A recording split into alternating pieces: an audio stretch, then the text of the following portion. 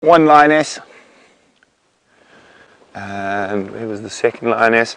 Second lioness crossed here, just a little bit further along.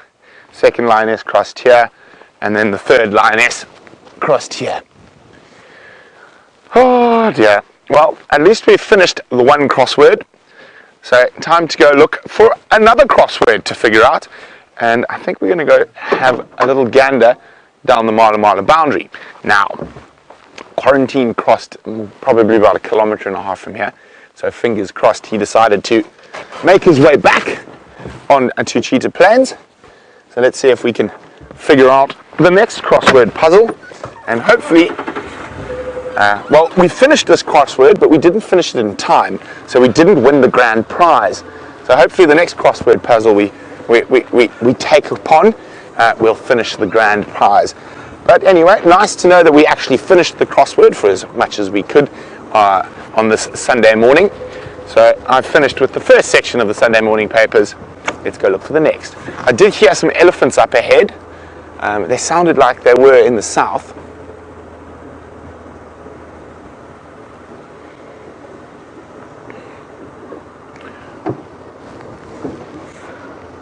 Good morning, Eric in Pittsburgh.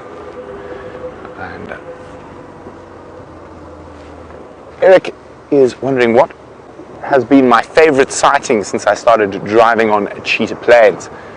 Well, Eric, I would have to say it's going to be a leopard sighting, and there are two that stick out for me. Three actually. And two involving Kanyini. First was when we saw her cubs and she was moving across the Kalkor Open, and this ray of light came out of the sky and shone upon her. That was definitely one of my favorite sightings. And then the second would be also within Kanyini, when we were following her and she started stalking Impala and she lay flat on that red road in the soil. That was with Brian. And then the third was a bit difficult one, but I think it's probably Shivambalan and Quarantine having their little spat and being chased by buffalo, and that was 2 days ago. But then, of course, outside of the big cats, one cannot forget the first ever live sighting of a pangolin. And that was also on Cheetah Plains. So I think those are my top ones. I've had some nice lion sightings. I think it's spectacular. I'd say those are definitely my favourites. Now, Brian and I were just chatting. I mean, we've had nice cheetah sightings here, but I haven't had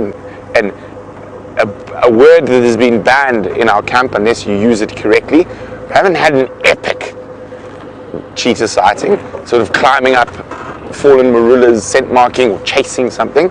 So that is still in the pipeline, of course. I have no doubt that the killer bees will have one of those sightings in the near future.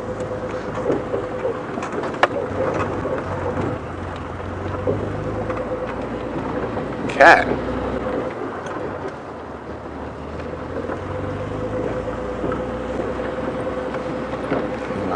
Last sip of my tea. It's warmed up quite nicely.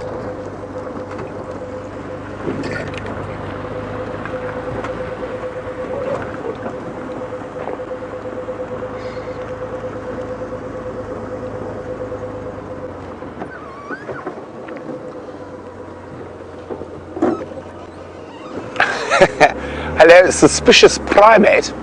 Suspicious primate would like to know what type of tea I'm drinking. Did you see it, Brian? The top of this little...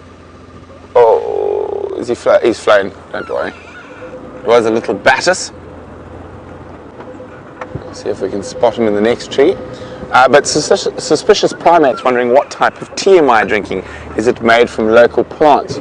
Now, the only time I drink a tea that is made from local plants is when I'm getting a cold or a flu. Then I will harvest a plant called Lipia javanica. Now, Lipia javanica is also known as Bushman's fever tea or wild mint. smells very, well, very minty, of course, and you use that with honey, and it is a really good preventative as soon as you start feeling a little bit cold or flu-y. But other than that, no, I'm afraid my tea this morning is quite boring. Earl Grey, been around for a while. I'm not actually sure of the origins of Earl Grey tea, but where James and I used to work, there used to be a butler, and he had a bit of problems with the pronunciation of Earl Grey, so it was known to us for many years and still quite often called by us, instead of Earl Grey, it's called Early Grey. You only have Early Grey in the morning. So old December thought that it was Early Grey, and it doesn't matter how many times we tried to tell him it was Earl Grey, it was never going to be Earl Grey, it was only going to be Early Grey.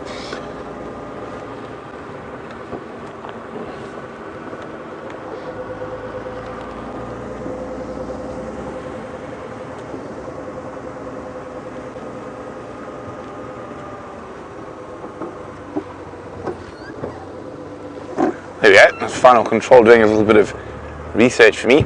Earl Grey was apparently named after a guy called Charles Grey, and maybe he came up with the blend, but the Earl Grey was the second Prime Minister in the 1800s, I think I heard that correct. 1830s, there we go. I see, that's the wonderful thing, that's a new knowledge for me. But that's the wonderful thing about being out here. You do learn constantly.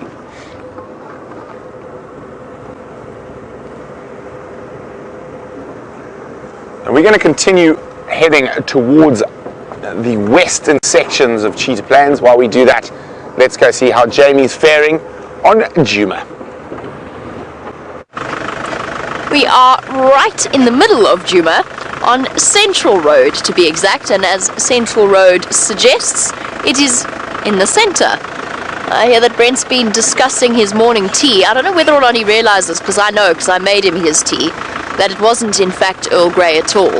I'm not sure whether his refined tea taste buds have picked up on that fact or not, but there definitely wasn't any Earl Grey in there. That was solid, good quality South African blend, normal tea, black tea. Right, now I hear a report that there are some very large, very grey animals somewhere just along this road. I am of course referring to elephants and nothing else. Let's just keep our eyes peeled for them. I would really enjoy a nice elephant sighting at this stage. We've had our lion, and he has escaped us. And poor old Maggie is probably feeling a little bit the worse for the wear, and every now and again Jeandre and I double check to see that the tyres are still vaguely pumped up. Let's go see what's standing on the termite mound. It looks like a buffalo. So not the large grey thing we were looking for, but a large brown thing.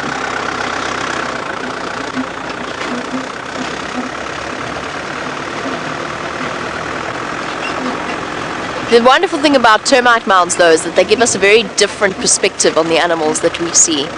Don't go running off now, boy.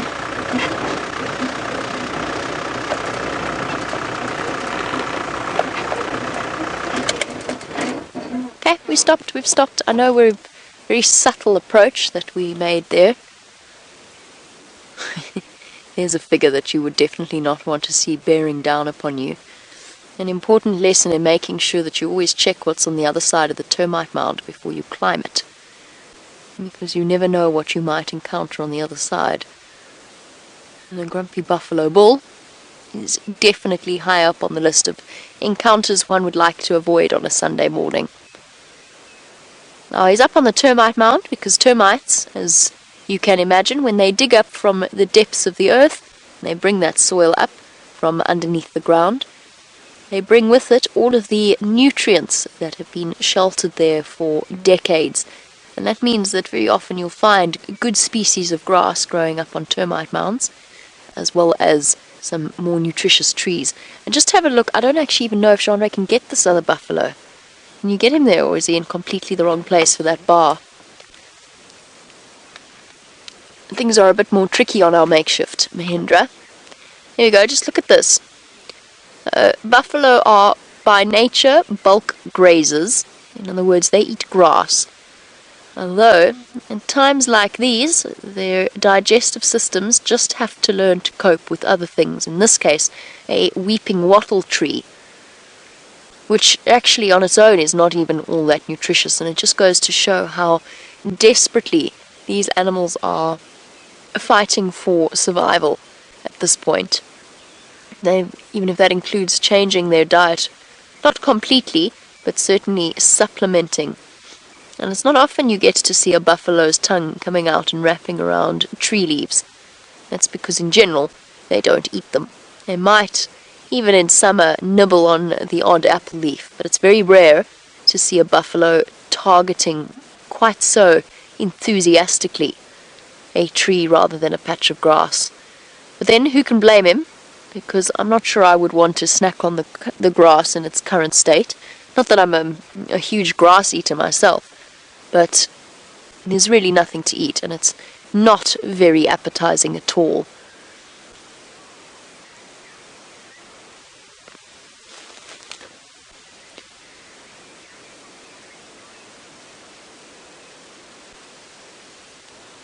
Now, a couple of days ago, and I still haven't relocated this particular buffalo calf that we saw, but a couple of days ago we had the most extraordinary sighting, Brian and myself, that we ended up being incredibly emotionally invested in, which was a young buffalo whose mother was struggling to get up and right herself after the birth of after giving birth to this little calf. And this poor little calf was so desperate, it was trying to suckle from a neighboring buffalo bull, which obviously wasn't met with much happiness on the part of the bull. Now, Tony, in terms of what's going to happen with all babies in the next few months, you were wondering if there's going to be less young born later, or if the young born are going to be weaker. I think that's probably going to differ from species to species. Impala, the wildebeest, and the warthogs, all of which have a very strict breeding season. There's a story that Impala can delay their giving birth in order to wait for the rains. It's not true. It's just because not all of them fall pregnant at exactly the same time. So it just depends on that season when they're all going to give birth and when they mated exactly to when they're going to give birth. I think Impala's young are going to be fine. I've just realized how much there is in terms of leaf litter in the vehicle with me at the moment. Maggie is now full of leaves. Mr. Buffalo, I'm not sure if no. Those are sort of meager offerings. Less babies, yes, probably. Weaker babies, yes, most likely. Elephants, buffalo, the bigger animals that are really going to struggle, I would say that they're going to be the ones that suffer the most. Warthog, you're going to see less offspring making it to full term, and less offspring even surviving once they have been born. So those are the animals that are going to suffer the most, I think. I think Impala babies are going to be the same. Maybe a little bit less, because the poor females, you can imagine the impact that a pregnancy has on their resources.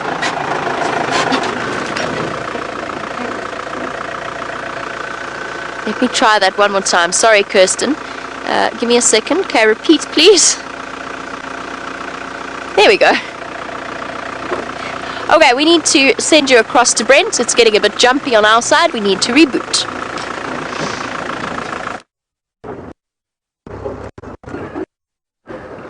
Well, welcome back. We've decided to check the western sections. Unfortunately, it doesn't look like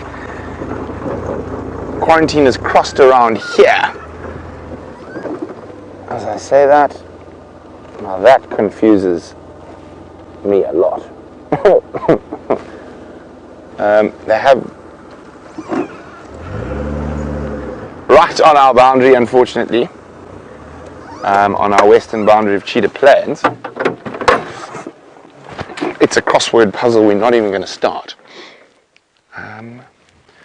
We have a look. Let me try to find a nice one. I think they are quite old, not old, yesterday. You see that there, Brian? Oh, you see the very distinct, let me get on the right side of the sun. 3 lobes at the back, but a very long and narrow foot, and then at the tip you can see there, doop, doop, 2 little claw marks. Now, this is not a male cheetah. This is a female cheetah. And we were asked about a female cheetah this morning, but she's managed to sneak through without anyone seeing her, and right across our western boundary in Cheetah Plains. I'd say she crossed here last night, probably, or late evening last night. Came from there. Very interesting. Oh wait, what was that?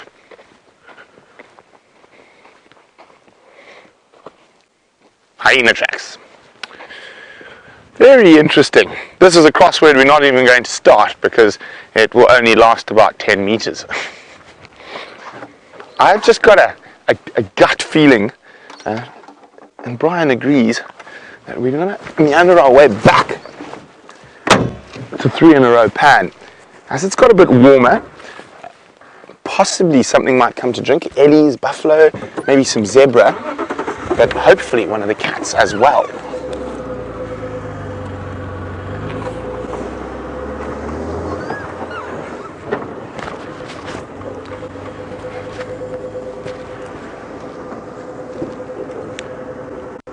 Have a look.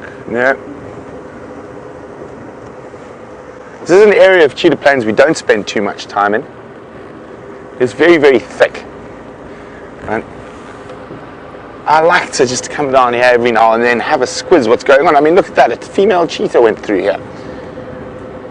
But while we head back towards 3 in a row pan, Jamie has found something very large to show you.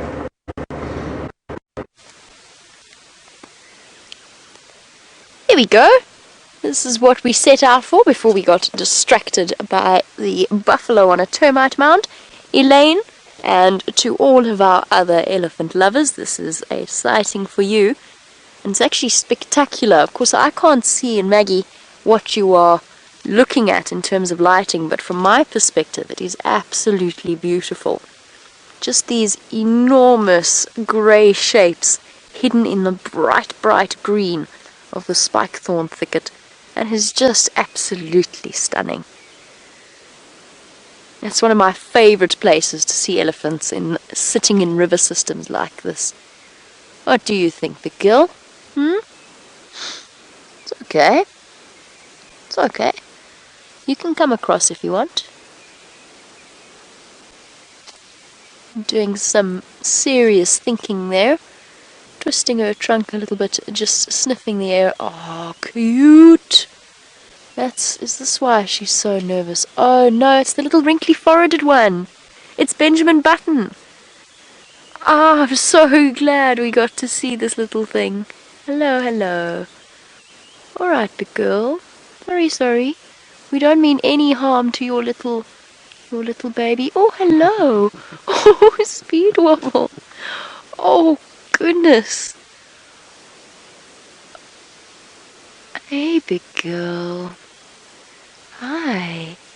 Your baby's beautiful. Your baby is beautiful. Even if it has got a wrinkly forehead.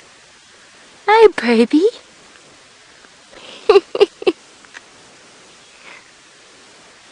The baby that is only just a couple of weeks, if that, old, that Brent named something ridiculous like old before his time, and one of the other viewers had a much better idea and called it Benjamin Button, just because of its wrinkly forehead.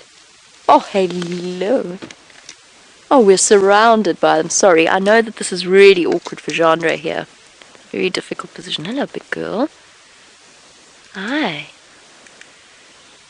Your baby is absolutely gorgeous. And I understand that you're feeling very protective because you're a young mom, youngish mom, and this little baby is absolutely minute.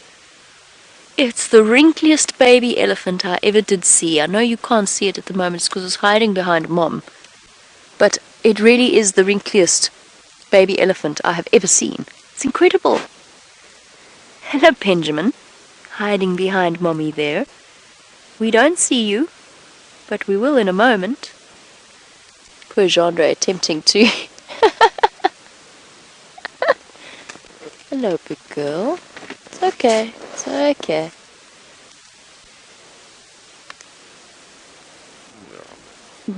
Gendre says no, sorry. Okay. Sorry, Gendre. That elephant chose the worst possible position to walk behind in terms of our abilities on the Mahindra. I just want to watch where she's gone. I can't see either, so, you know. Maggie maybe doesn't make for the best visibility in the world. Where has she gone? I can't see her at all. Okay, she's still on your side, okay. I prefer to be able to see what the elephants are doing around me, particularly new moms. Not that she's in any way stressed out. Forward and do 180, she's fine. Is she far enough away? Perfect, thank you. Gendre says we can reposition. I'm just going to change my angle here so that I can see what's happening. She is walking away from us. So I'm just going to let her get a little bit further because her baby's separate from her for now. The trick.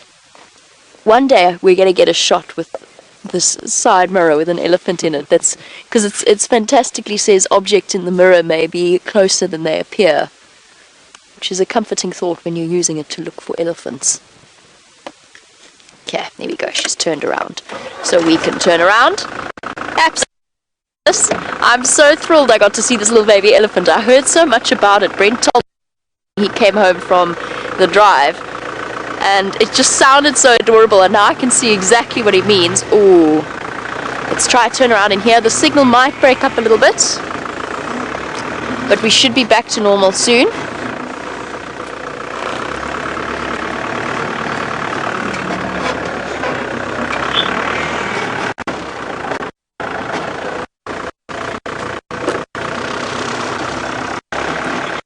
There we go. Beautifully relaxed herd of elephants. Can you see some of them through there, Gendre? Perfect. Let's stop and have a quick look at them snacking on the spike thorn thicket. Not very appetizing. We saw the buffalo feeding on the weeping wattle. Spike thorns, like silver cluster leaves, incredibly high in tannin content, which means they taste very astringent, and they will suck away all of your saliva if you munch on them as a human being. Great for upset stomachs, not so much for the taste that they leave in your mouth. It's my pom-pom getting in the way there. I'm trying to duck it out of the way. It's very tricky when you can't. I'm not used to the angles. Now it's in the way. My apologies. I can't escape Gendre. There we go. An elephant deciding that it's tired of the spike thorn diet. Time to move on and see what else it can find. I'm keeping an eye out for our little one. I want to show you another view of Benjamin Button. Definitely by one of the cutest baby elephants I have ever seen. And since our Ellies are a bit obscured here, let's try for one more view. Such a tiny little one.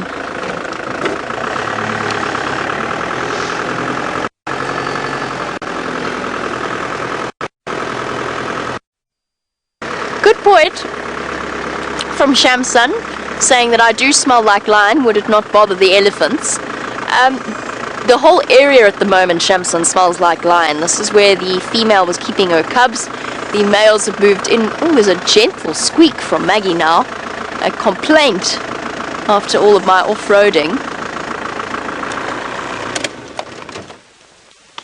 Oh, you get a big stick. Shamsun, yes, it could bother the Ellie slightly. Oh, what is that little one doing? Can you see it there, Gendre?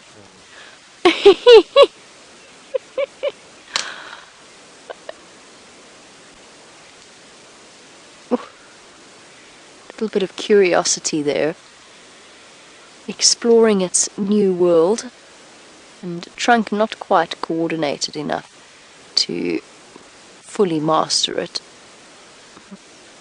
Might actually be eating Mom's dung as well, which they do for the antibodies and the bacteria that it will need in the future. So baby elephants do occasionally eat their mother's dung. Oh, that's cute. So Shamsun, I don't think it's me that smells like lion urine, I hope. We'll find out when I actually get off. I think Maggie took the brunt of it. Might be all over Maggie's side mirror. Yes, it could potentially bother the elephants if it was an unexpected smell. But as I said, the whole area at the moment smells like lion. It doesn't appear to be bothering them at all. But we are very, very cautious of our impact in those sorts of way. Or if the elephants are showing us any sign of unhappiness, then immediately we would have moved away. But she is quite comfortable with us. And her little wrinkly baby, which is just too cute. It's like its skin is 2 sizes too big for it.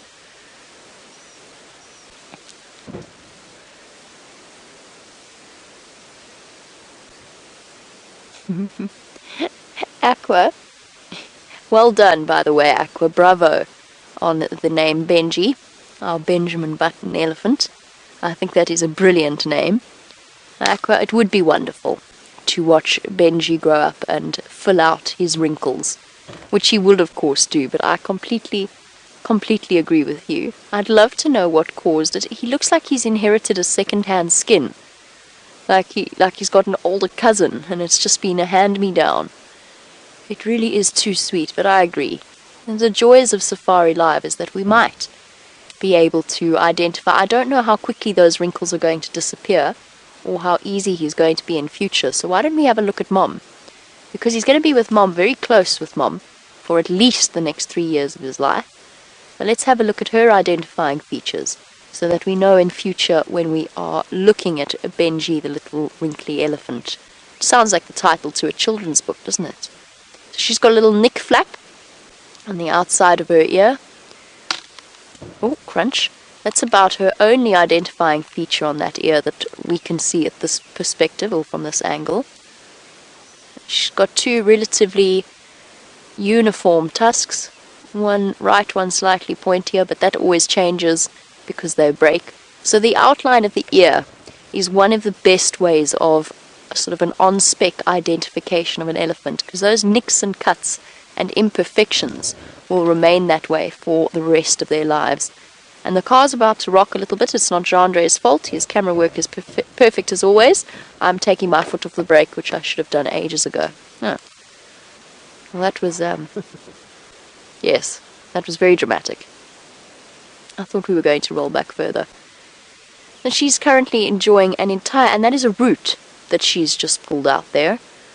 She's dug up and pulled out a root system of what looks like it was a monkey thorn or something similar, and she is now crunching her way through it. So not even as they do with a stick or a piece of trunk, not aiming for the cambium layer of the bark, she's crunching the root, the entire root, because it contains, as you know, root is a storage system for a plant, so it contains a great deal of nutrients as well as water and nitrates, because as herbivores they do need to supplement their protein intake.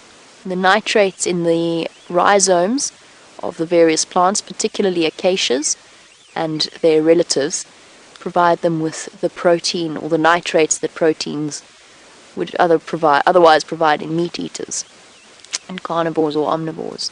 Her little one, Benji, is just being the cutest thing that ever walked the face of the planet. I know we were discussing lion cubs and that they are cuter than anything else. I'm pretty sure that because we're currently looking at him, Benji might win that title, but he doesn't want to be looked at anymore. He wants to do yoga behind Mom, which is fair enough. Do some morning stretches, do some trunk coordination learning.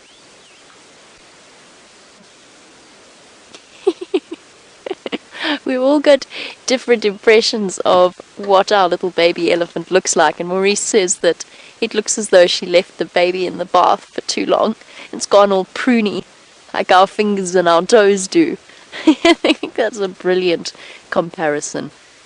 Mummy, how did you get your baby so wrinkly? What on earth caused that?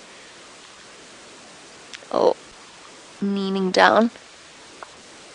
Imitating Mom.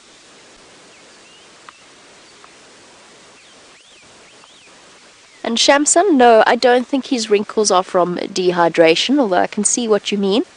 That might have been a little bit of concern. But no, she seems to be, just looking at her a little bit, she seems to be lactating. I don't think it's from dehydration. I think this, and if a baby elephant was dehydrated to the extent that his skin was wrinkling, it certainly wouldn't have the same degree of energy that our little one is displaying at the moment.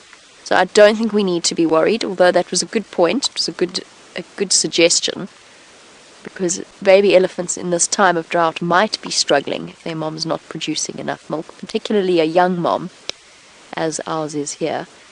But at the moment, you can see that curiosity, attempting to learn how to pull up grass stems with its trunk, this bizarre protrusion on the end of its face that he has to come to grips with and learn how to use. And at the moment, that is occupying his current fixation, is that blade of grass that's there. Oh, she's nearly eaten, while we've been looking at her gorgeous baby, she's nearly eaten that entire root, crunching her way through it. Oops, tired of that now. You dropped it, girl. It's there.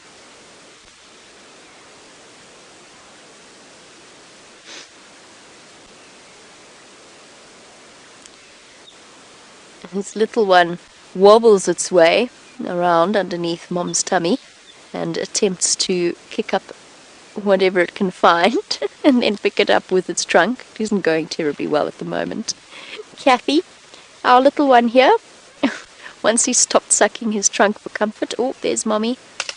Come on, Mommy, let Benji have a drink. Our little one will start eating solid food at around 6 months of age, is when you start to see them Oh, Mommy, come on, get your little one. So Kathy, 6 months of age, is the age at which they start to properly supplement. They will put other things in their mouths before that, and occasionally chew and swallow them, kind of like toddlers and any object that you don't want them to put in their mouth and chew and swallow. Baby elephants are much the same. And they often watch Mom or older cousins or siblings to attempt to... Here we go. Here we go, little one. Round you go. There we are. Except Mom won't really keep still because Mom's hungry. She's decided that she wants food first. As the poor little Benji attempts to latch on at the same time and dodge the kicking feet. And then water, well, we've seen them drink water at about 3 or 4 months of age. They'll start to drink that. But mostly they will be entirely reliant upon their mother's milk, and she will lactate for up to 3 years after giving birth. And then comes the full-on process of weaning, which is not something that's appreciated by little baby elephants, nor in fact baby hyenas, which we were talking about earlier. And they start to have proper full-on weaning tantrums where they scream at their mothers. And a lot of the vocalizations that we hear come from screaming baby elephants being told they can't drink milk anymore. She is definitely thoroughly focused on something in here. She's trying to kick away the trees so she can get to the root system. Using a combination, mainly she's using her feet to dig, which is why poor Benji can't get in to have a drink. Oh, and he's not winning at all because she really wants whatever's underneath here. But once she's finished with this, then she will allow him to suckle. It's just because she needs her front legs. Elephants, apart from primates, are the only animals out here with pectoral nipples, pectoral mammary glands. It's making life tricky.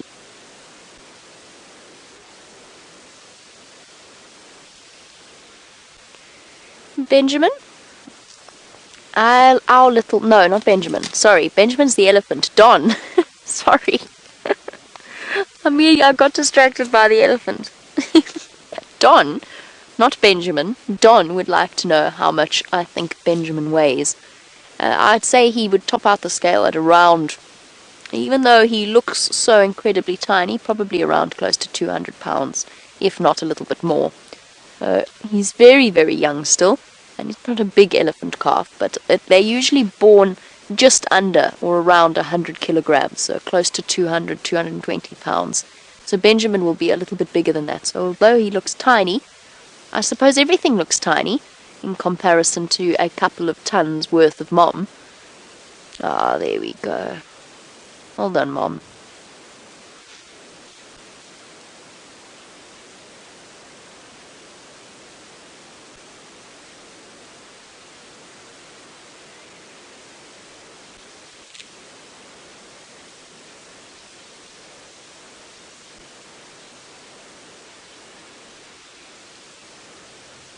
I mentioned that she is quite a young mother. Could well be her first calf. Although I'm starting to think perhaps second, because she has had a young elephant hanging out with her the entire time that we've been here. And the elephants do maintain their bond with their offspring. Hello. Oh, little one. That wasn't a very big drink, was it? It was not a very big drink. No. Oh, watch out. Watch out, that's a dangerous spot to be in. Davina, you wanted to know... I've forgotten what you wanted to know. I've got completely distracted by the elephant calf and by the approaching vehicle. Sorry. Oh, that's what we were talking about. That's why we were talking about why the mom is young. You wanted to know what age they start to have babies. And oh, she's given up on the idea of digging. She's now going to push the tree over entirely, or is thinking about it. At their earliest, they reach sexual maturity at around 12 or so. And they can have their first calf that young, about 12, 13. That's when puberty hits or sexual maturity hits. It often takes a little bit longer for them to go into a true estrus and to be fully fertile and to give birth. And between 12 to 15 years of age is usually when a female has her first offspring. Our young elephant cow that's digging away here, she's probably under 20 years old. Oh, being a bit protective of her little one, chasing the other slightly older elephant away. But she is absolutely determined to get to the root system of this tree. And what we're watching in a way is quite sad, because there's a certain level of desperation for the elephants. They've got to spend this amount of time and put this amount of focus into searching for the nutrition that they need. Hello, Benji. You cute. Can't quite understand why Mom is so focused. You really are just the sweetest little thing. Oh! She's kicking away at the roots and at the same time Benji's getting in the way a little bit of her intently focused work, but she's finally, oh, ouch, that looked sore. It snapped sooner than she expected it to. She's finally managed to pull some of the root system free.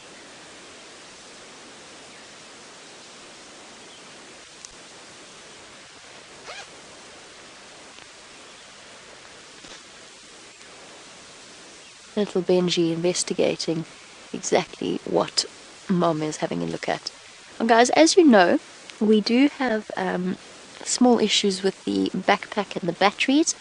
What that means is that Genre needs to do a battery change at some point soon. So what we're going to do is, because we're going to disappear off your screens for a while, we're going to stay with our elephants. We're going to send you over to Brent, and we will be back with you shortly.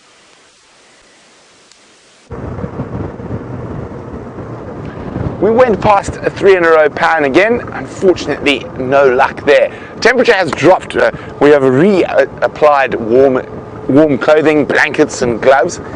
Now I'm just going to have another check through here on the southern boundary, just in case Queen Krula has made her way back later in the morning. So let's just have a quick look at the tracks around here.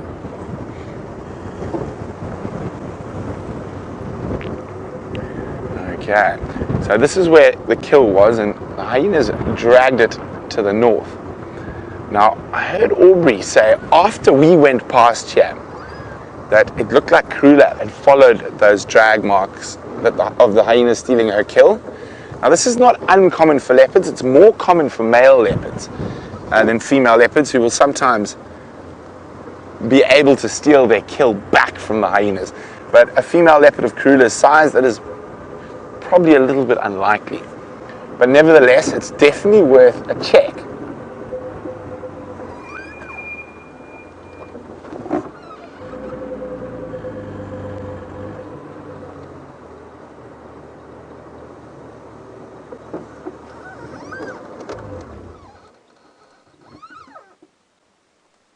I can hear some upset little batters, a little flycatcher. They get upset at nearly everything. It's always worth having a double look when you hear those little alarm calls. I don't know if you can hear them, Brian? Yeah.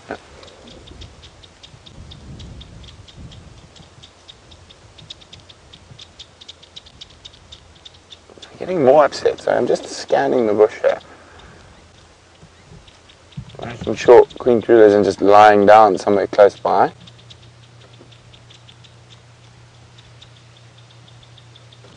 Let's move forward a little bit. Now, Jeremiah is wondering, will leopards make a kill even if they've just made a kill? Yes, they will. They are opportunists, and they are able to stash their kill in the tree.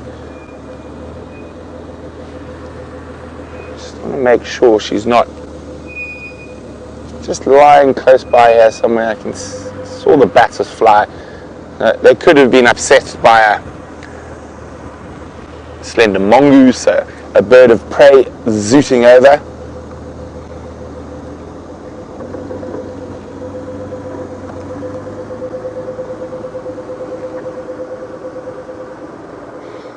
I think it's definitely worth having a look on Leadwood Road. So here we go. Here's the drag mark.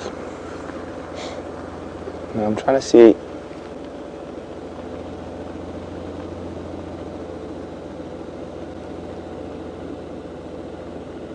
the tracks following it. Well, so it's quite difficult. She's been here for a while, obviously, with that kill, so there's tracks in all directions. I think we're still going to go have a quick look on Leadwood Road, which runs parallel to where we are now.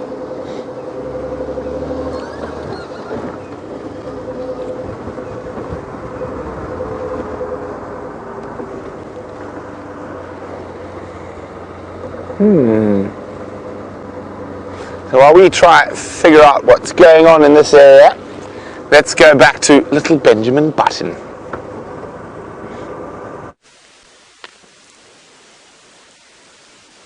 Benjamin Button is being absolutely adorable, attempting to uproot what he's managed to find. It's now in his mouth, and he's pulling hard, trying to use feet just like Mom, but it just isn't quite working. The coordination, not 100% there. And sometimes, if your legs aren't long enough to take the step, you've just got to do a slide down into the road.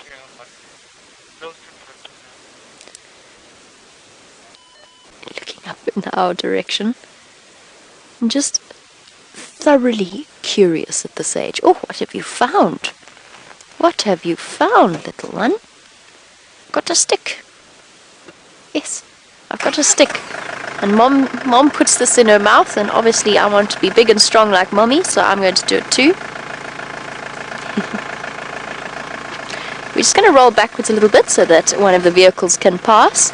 And and Benji's gone hiding behind Mom anyway.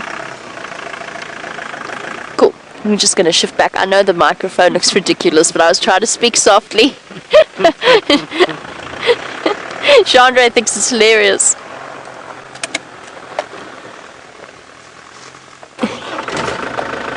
I like that idea from Lucy in South Bend, Indiana. I'm sorry, please ignore this. I could probably now tuck it back in. Sorry, Gooby. Okay. It's okay. It's okay. No reason to stress. We'll turn off until the other car's away.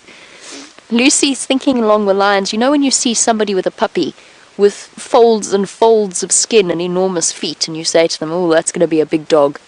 Lucy said perhaps Benjamin Button is so wrinkly because he's going to grow into an absolutely enormous elephant. And perhaps he is. Perhaps one day, many, many, many years from now, when Safari Live is a virtual safari experience, where you can look around and smell everything and feel the breeze upon your face, perhaps then, in 30 years' time, we will see Benjamin Button and look upon his enormous stature and look back upon Lucy's words. I'm going to go forward a little bit. She's relaxed again.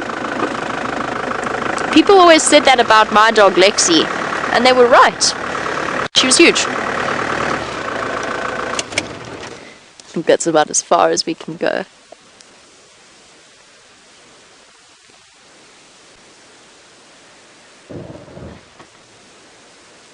Now, for me, as much as I love our big cats and our graceful leopards, our magnificent lions,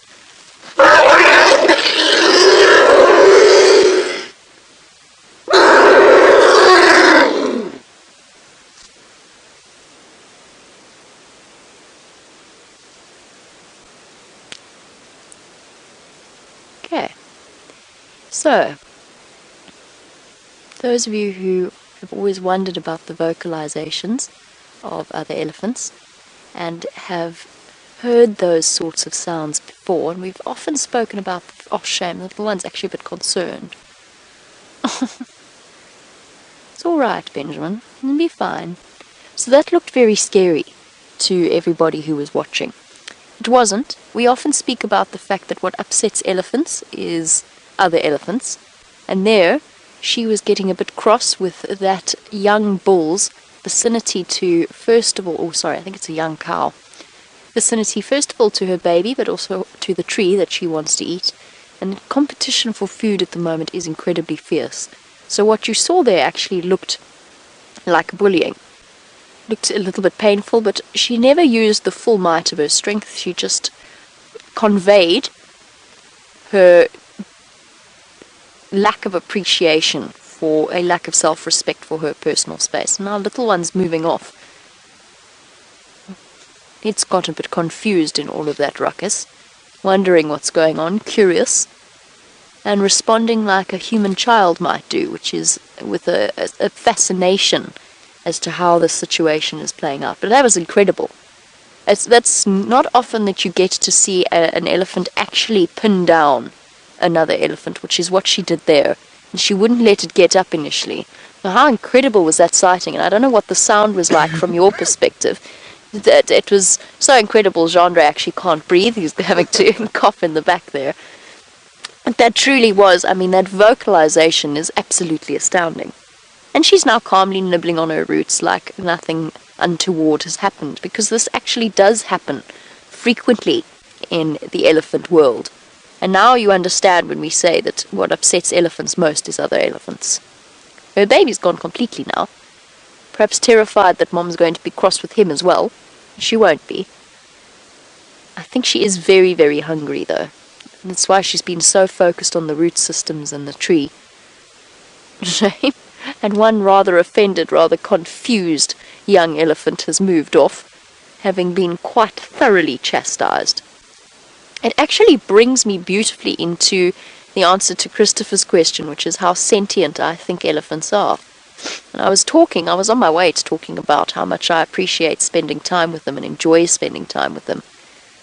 And they really, I don't know how sentient, it's up to you, I think, Christopher, to decide how you feel about them. I know that when an elephant walks up to my vehicle and looks at me, I know that there is something looking at me. When I look into an elephant's eyes, there is something looking back.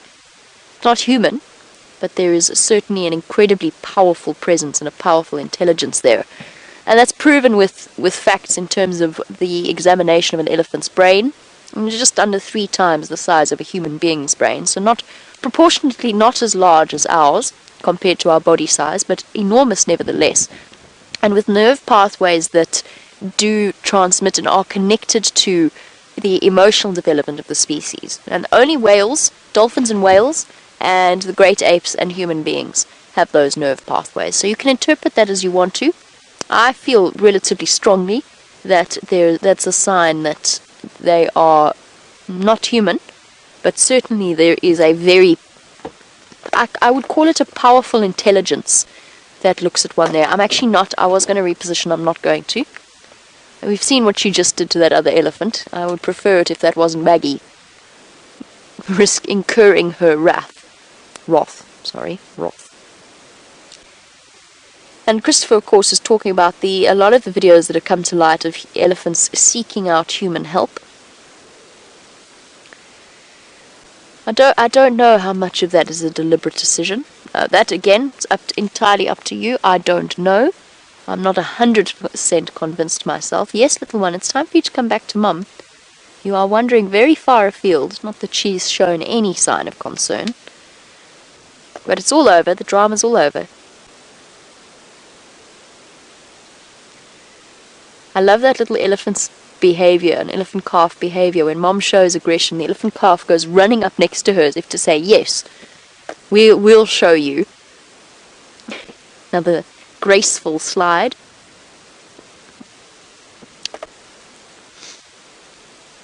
And this is the equivalent of a young child desperately wanting to taste a coffee and not really liking it, but wanting to try it anyway, because it's what grown-ups do. That's what this little elephant's doing here with curiosity. It was intense. It was an incredibly intense moment that we just witnessed. And it's odd that we haven't caught more of those moments on camera, because they do often occur, especially with mothers with young calves. They tend to be relatively short-tempered. Now the little male, not the little male, the little male that's been with her the whole time, I suspect is a previous calf. So Benji's older brother. And I think that's why he came running back when his mother started to scream, rather than running away, as the other two young elephants did. I think it's safe. There's a good chance that that is Mommy's older boy. So we might have two brothers there. I'm not 100% sure what that poor young elephant did to upset our female quite so severely. I guess it was just proximity to her baby. Perhaps she felt blocked in. And also she didn't want her near the roots that she's just spent the entire time pulling up. Benji has just delivered older brother the root system that he was carrying. That's really cute. Older brother who knows a little bit better what to do with it. Oh, or not. Not entirely. Look at this, guys.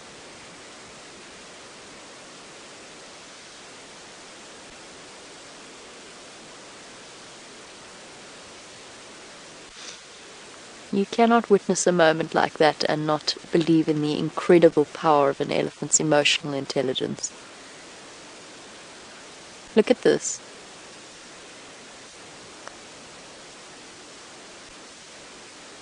Treated with absolute tolerance and gentleness from older brother, although given Mom's temper, I wouldn't advise any other path of behavior. But nevertheless, a really special bonding session between two little boys of a herd. And very often these young, mainly the young cows, but young bulls as well, actually accept babysitting responsibility. The whole herd is invested in the future of each and every calf. They're almost, although they have their own mothers, they're almost babies of the herd, and are treated as such. Sometimes it makes them precocious little brats that come and cause trouble and tell on each other, which we've seen on their live safaris before. Here you go, Mum. Here you go, Mum. I found this for you. Doesn't taste very nice, Mum. Hurts my gums. Since I actually, at this age, don't really have much in the way of teeth. Oops. He stood on it.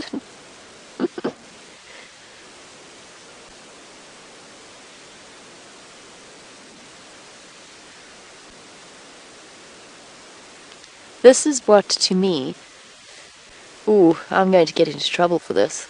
But I'll say it anyway. This is what to me makes baby elephants cuter than... Oof, cuter than baby lions and even baby leopards. And I'm not denying that they are adorable. Oh, careful. I'm going to push that onto the poor little baby. It's their curiosity. It's that intense... And not to say that leopard and lion cubs don't have that. But a baby elephant has an intense, focused learning that you can really clearly see they're going about. It's not play fighting necessarily, although they do that. It's investigating the world around them. Perhaps it's not a competition.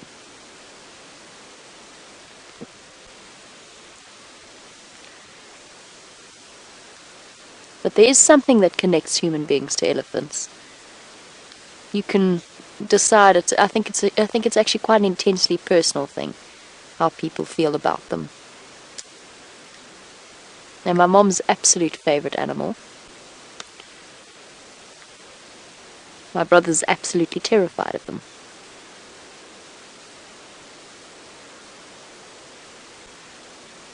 What's that, Benjamin? What's happening there?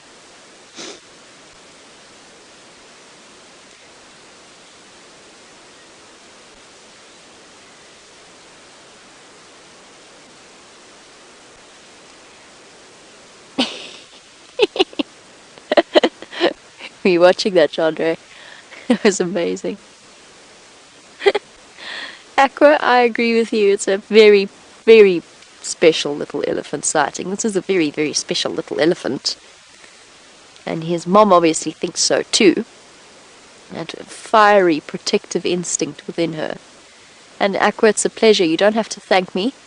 I think that regardless of whether or not we were live or even broadcasting, Chandra and myself would be sitting here watching this situation play out, because it's absolutely, one cannot begin to look away from it.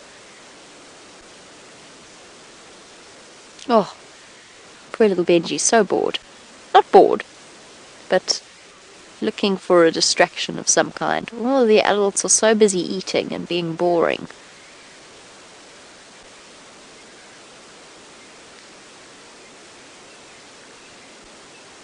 Here we go, I found myself another piece of bark, but my trunk's not very good at picking things up yet. Let me try and get up this incredibly steep incline. This massive step.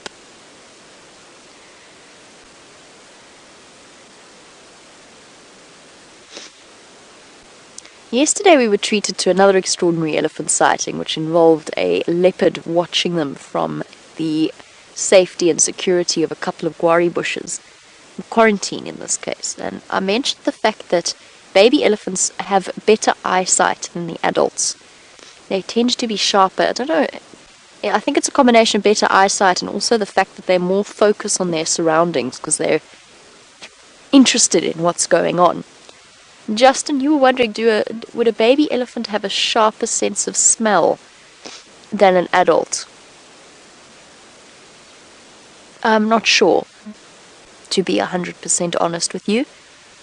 Generally children, I'm trying to base it off human beings, generally children have an incredibly well-developed sense of smell, often better than adults, or at least they're more aware of it. I think you might find that their sense of smell could potentially be stronger, but their sensory development and their brain development is behind that of an adult, so they're not 100% sure about how to interpret what it is they're smelling, I think. But that's not 100% certainty, Justin, at all. I honestly don't know the answer to that. It makes sense to me, though, that they have to develop their knowledge of the olfactory world in the same way they have to develop their coordination. Here's this incredibly steep hill again. Are we going to do another slide? Or are we going to stop and snuffle the roots? Yep. Oh no! Desperately trying to get it into its mouth. But the cord... Oh. Did you drop it? Mommy, I dropped it.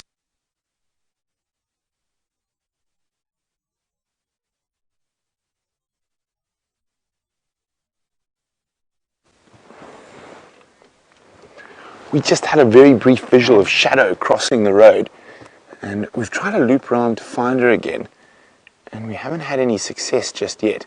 But we have found a male Inyala, and it did look like she might be stalking something. Now, that male Inyala might be a bit big for her, but we just, as soon as we spotted him, we stopped. But I think there's some more, another Inyala, another male Inyala as well. But she's somewhere within the 50 meters of us. It's a very thick area.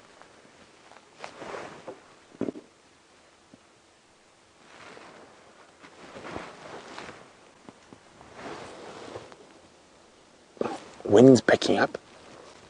Now, she's quite capable of killing an animal this size, but like with Karula and that male impala, the chances of being able to hang on to the kill are quite slim.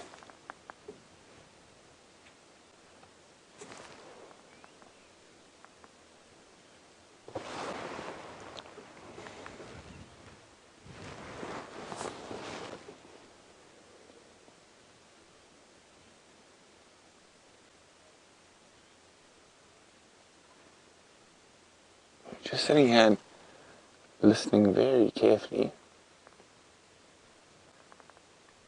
Now the Nyala are behaving like there's nothing wrong. We know there's a leopard here, the Nyala don't.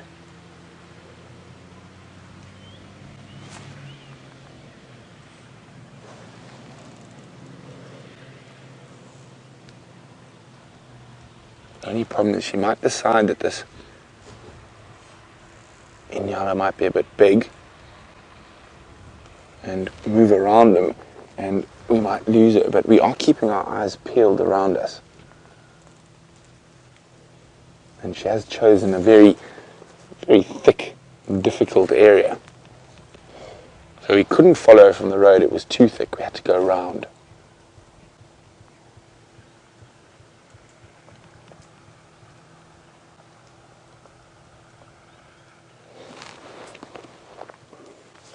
So unfortunately the backpack battery has expired and needs to go back on charge, so you're stuck with the killer bees for the last 30 minutes or so of the sunrise safari.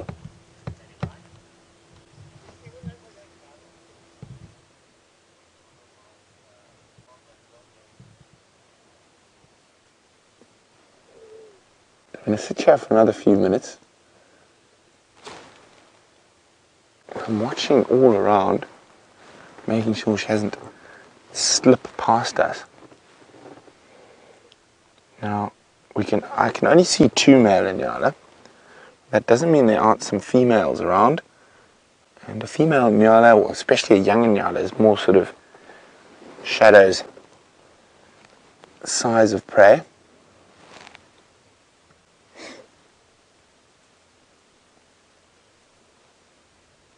Just looking for any sign of movement in the bush beyond us.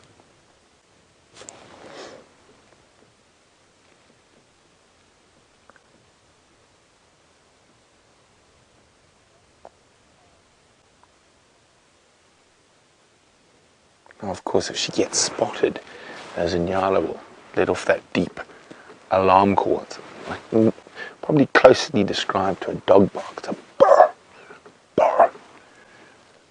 That's only if she's spotted. I'm really hoping she hasn't snuck past these Inyala and us. So you've got the one Inyala there that Brian's showing you. And to the left, in the depth of the thicket, is another male Inyala. Right in the depth, I can only really see the leaves moving. So almost parallel to you, Brian. Might be able to pick up a little bit of movement there. So not only are we listening for the Inyala alarm calls, we're also listening for any bird alarm calls that might give it away. So let me just have a look where Brian's looking at the moment. A little bit more to the left. Keep coming. Keep coming. And drop a little bit. A bit to the right. Now, right in there, believe it or not, is another Inyala. Now, there we go. You can just see his feet moving.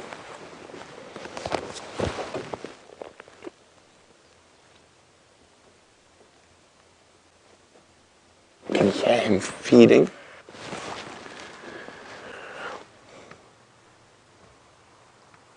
But no sign of shadow yet. But I don't want to move around too much because those Inyala are quite close to us. And when we saw shadow is no more than 30 meters from here.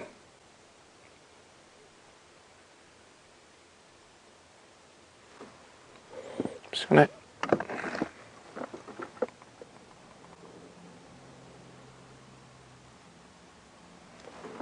station standing by on Gary Main.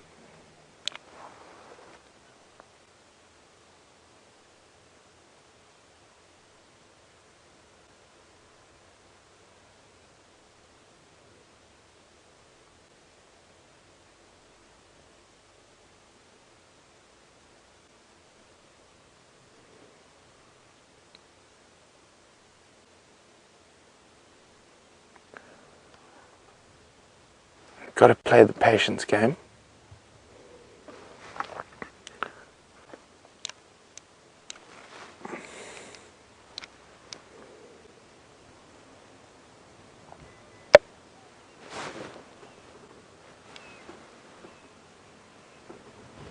Okay, so a strong wind is going to help her.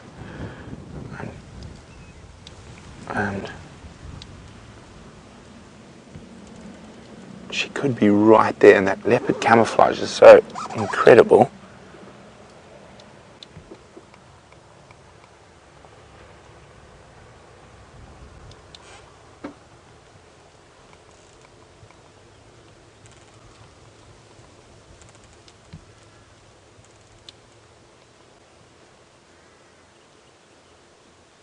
And leopards can sometimes take quite a long time to stalk their prey. Being ambush predators, they want to be within sort of 5 or 6 meters before they pounce.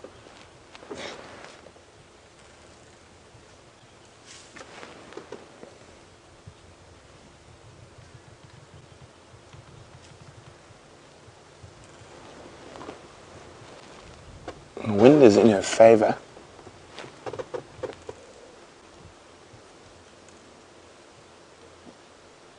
Now from where that Inyala is, where we saw her was slightly to the left of her, but about 30 meters back, and she was jogging that low sort of jog that leopards do when they spot potential prey. So he's actually feeding towards where we last saw her.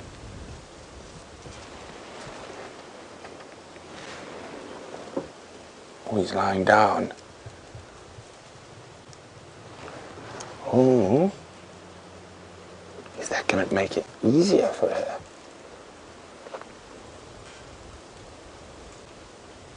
Now the wind is going to mask her movements. Even if she puts her foot out of place slightly, the sound through the trees will help mask her movements. As I said, the wind is in her favor.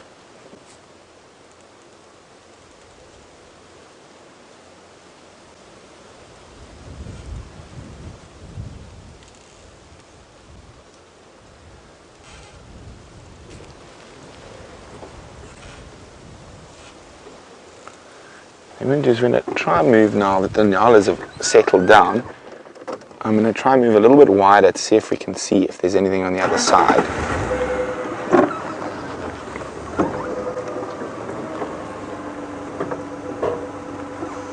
And in this winter, the colors around these Timberti thickets will suit her camouflage perfectly.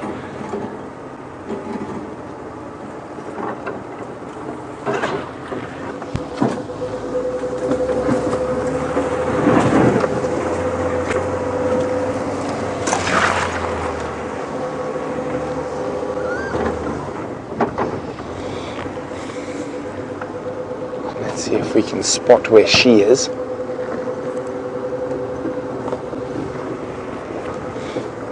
So this is quite a difficult area. So we were there, we saw her run in down here.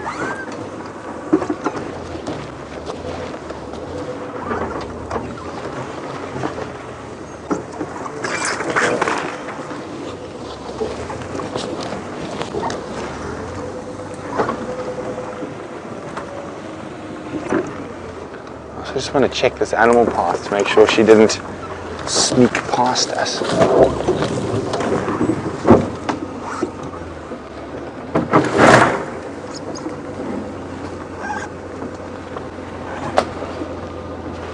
So there's no tracks there. I've got her. Okay, Brian. Straight down this animal path. There. So she's also playing the patience game. You see a little bit up? There she is.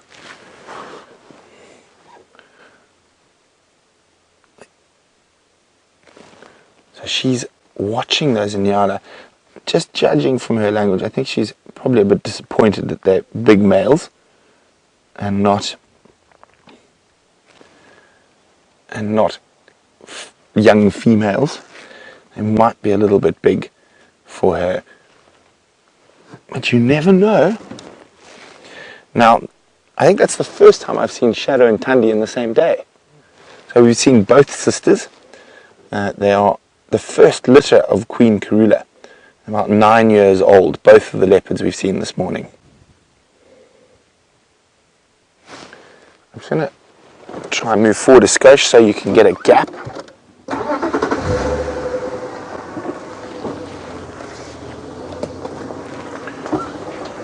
Say when, Brian, just trying to get you a gap, a better gap.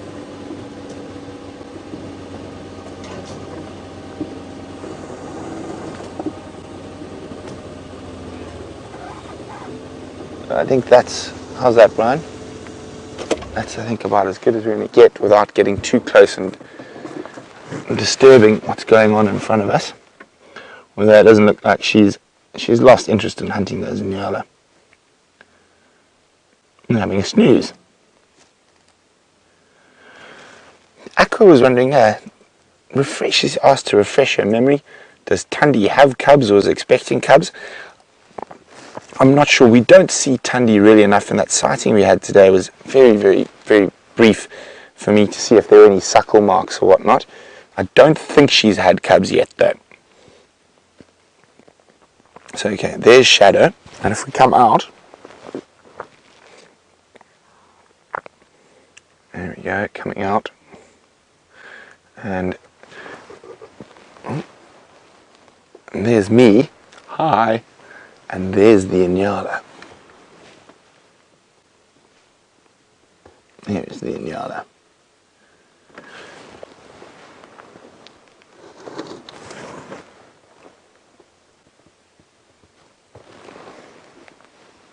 And he looks very relaxed,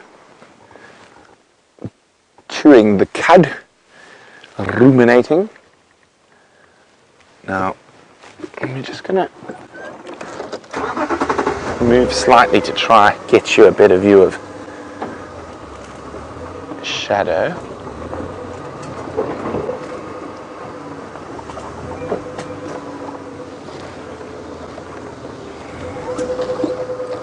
It's going to take a little bit of a 68-point turn.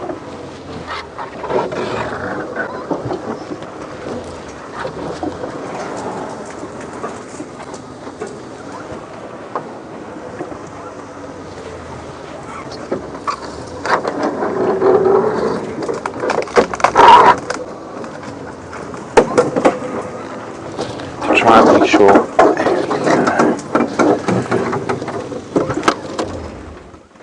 Okay, she's moving. Maybe there's some other Inyala we haven't seen, because she's not moving to the ones we can see. She's moving slightly further to the west.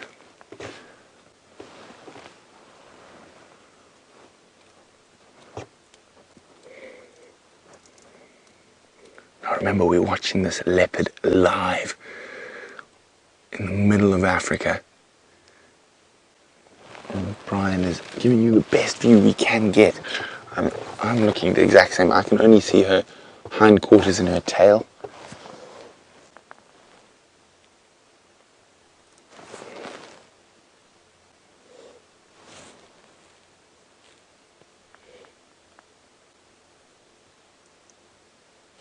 No, she's after something else, I think. And she's moved. I can't see her at all now.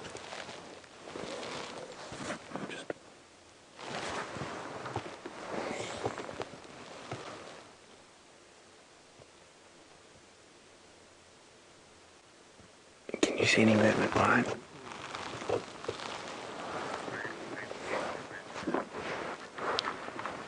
Standing by yours.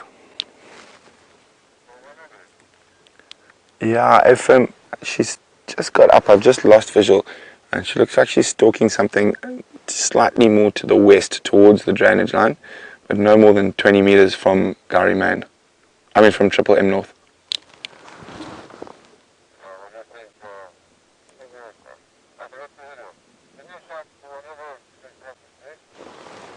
Copy, will do. Ryan, you got anything? Let's move forward a skosh.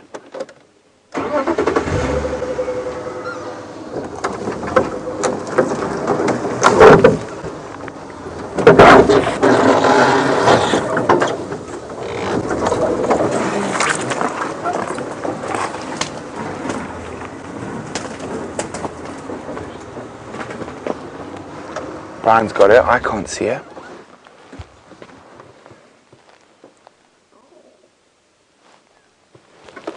There she is. Well spotted, Brian.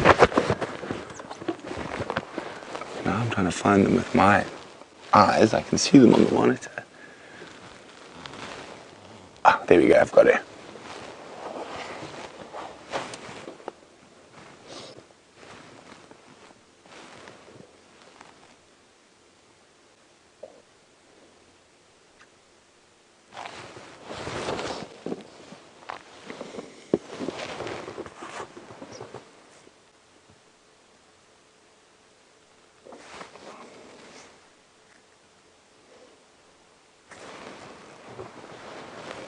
What are you up to, madame? I wonder where the cub is as well. Now, they found her on Djuma. We're on Arathusa at the moment, just across the boundary from Djuma. Now, where they found her is an area she really utilized a lot to leave her last cub, Sindile, and I wonder if she's left that little female in that same drainage system no more than 100 meters from where we are.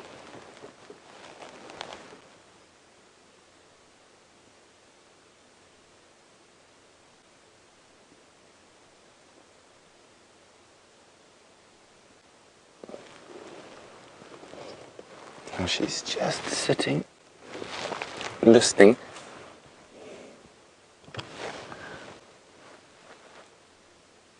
I'm just trying to hear if there's possibly not something else in this thicket that she's after. I don't think she's after these two big male Inyala.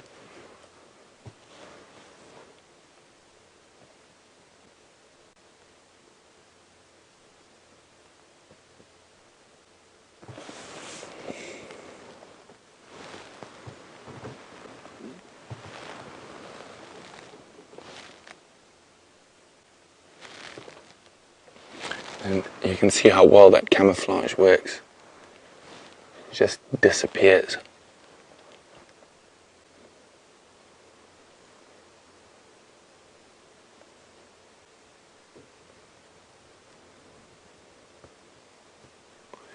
Now, I completely agree with you, James Richard. So even when the visual isn't great, the potential of a hunt is always exciting. And it's so thick here, we don't know what else is in this thicket apart from us, the two Inyala and Shadow.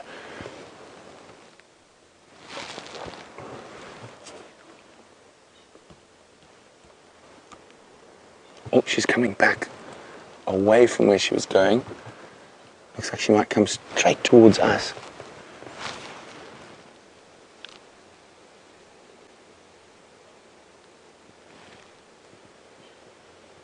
She's coming right towards us. Hello, Shadow. Look at that. Hello, girl. Oh, they're such exquisite animals. She is hungry, I can see that.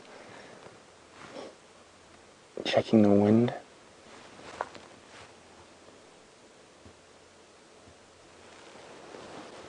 Very, very nice. Oh, she spotted something behind us. No, I think it's just those male nyala. They're a bit big for her.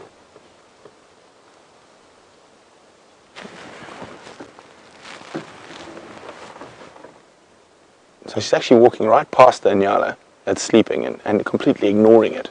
Okay, let's try back out of here.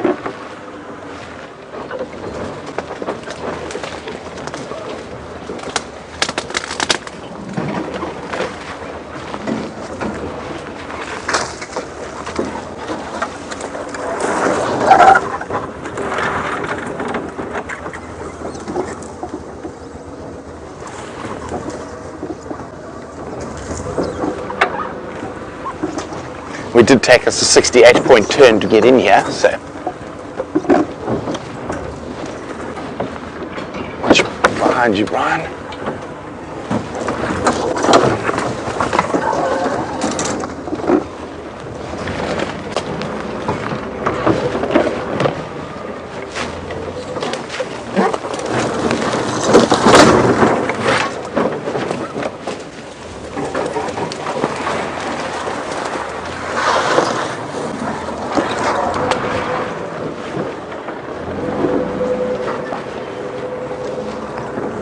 And where'd you go?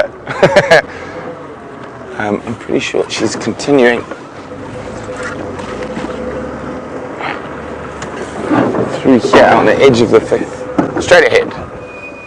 Through there. Okay, I'm going to go around where we've got a little bit more open.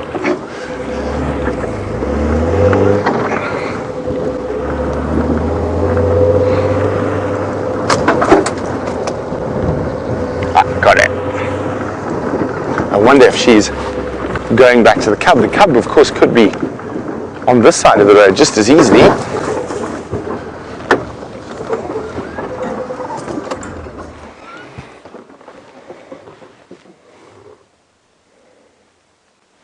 But it does look to me like she's hunting.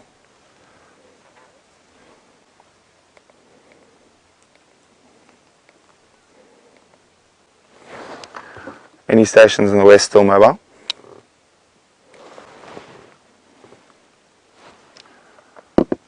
Oh, she's been spotted by a francolin. You can see her tail lifted up.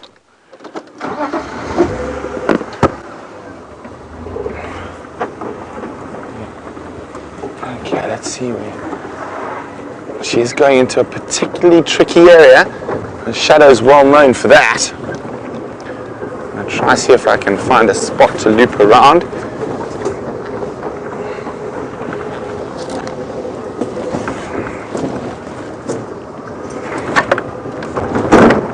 Whoops, daisies.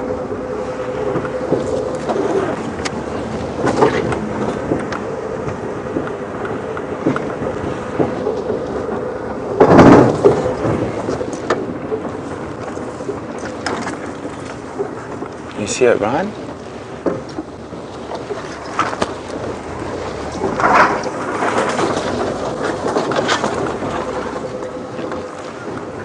She should be popping out around this little open patch. There she is.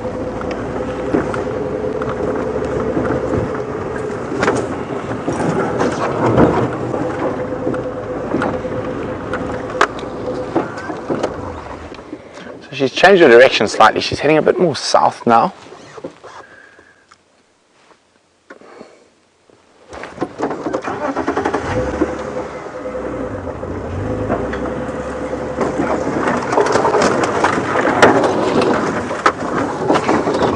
Isn't that gorgeous? Oh, off she jumps. I love it when leopards do that and they put their front legs up on the log.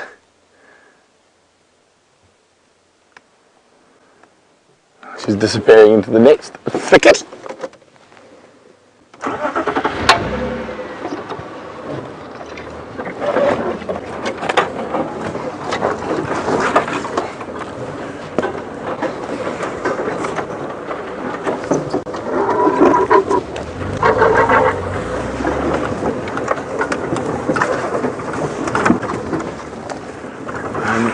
going to stay with her as long as we can through here. As I said, it is quite a difficult area, and she is moving quite quickly. I think that's because she's hungry. Oh,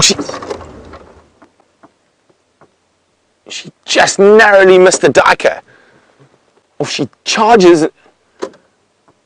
Oh, that was close. She must have missed that diker by half a meter. She suddenly just leapt. And she's running now to try catch up. Can you see her through there, Brian? Let's go forward. That. You got it. There she is there. You can just make out those rosettes. So I'm going to leave her alone now. I think I'm going to let her hunt. I will come look for her. Well, someone will come look for her this evening, and hopefully there's some luck. But let's let her hunt in peace. She does have a little cub to care for, and I'm hoping that cub is on Djuma at the moment. So very exciting.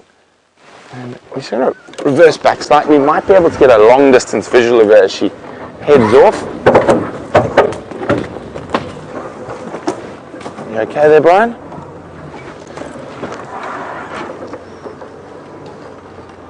I don't think so, I'm afraid. Off she goes into the ether. Just going to turn around quickly.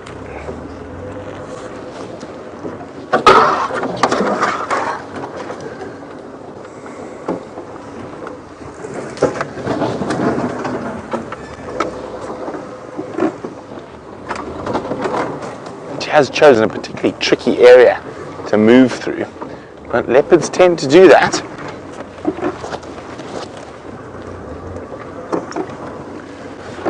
But so far, so good. My cat luck seems to be holding out. So every single drive I've been on since being back from leave, I've been lucky enough to see one, sometimes two, sometimes more than two cats. This morning we had a very brief visual of Tundi, Shadow's litter mate and sister, and now at the end of the safari we had a lovely view of Shadow right at the end as she walked right next to the vehicle. But it is now time for us to say toodaloo, nearing the end of the sunrise safari, and I'm going to say goodbye for Jamie and Jeandre as well, as their battery didn't quite make the whole drive. But from the killer bees, it's been a wonderful cat-filled morning, and from the thumb and the spider flashing around in front of the thumb, hope you have a wonderful rest of your Sunday, and see you in a few hours.